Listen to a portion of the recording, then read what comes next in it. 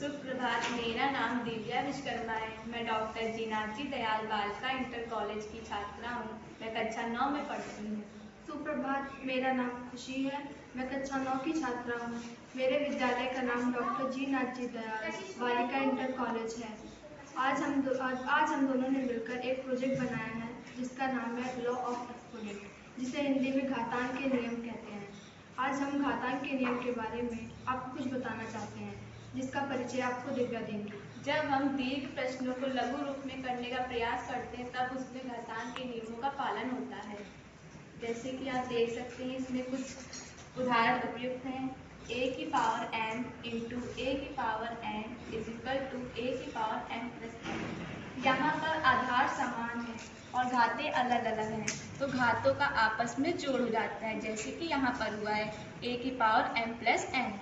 अच्छा, A multiply में होता है। Yes ma'am. मल्टीप्लाई में योग होता है ना घातों का। Yes ma'am. अच्छा, a की पावर m भागित a की power n is equal to a की पावर m माइनस n। भागित में अगर आधार समान है और घातें अलग अलग हैं तो घातों का आपस में घटाव हो जाता है, जैसे कि यहाँ पर हुआ है a की power m minus n। a की पावर m की घात n is equal to a की पावर m n। यहाँ पर अगर घात के ऊपर घात है और उसकी भी घात n है तो उसका मान mn हो जाता है। जैसे कि यहाँ पर कोई संख्या हो और उसकी घात 2 और पूरे की घात 6 हो तो जो संख्या का और घातों का गुणा हो जाएगा आपस में। a की पावर m इंटू b की power m is equal to A B की पावर n। यहाँ पर आधार असमान है, a और b अलग अलग अचर पद है, लेकिन घातें समान है तो नहीं, यहाँ पे आपने गलत बोल दिया। ए और बी अचर पद है, चर पद है। हाँ, उसको सुधार लीजिए, कोई बात नहीं, लेकिन आप इसे सही करिए। a की पावर m इंटू बी की power m is equal to A B की पावर n। यहाँ पर a और b चर पद है और दोनों असमान है, किंतु इनकी घातें समान है, तो चर पदों का आपस में गुणा हो जाएगा और घात वही रहती है।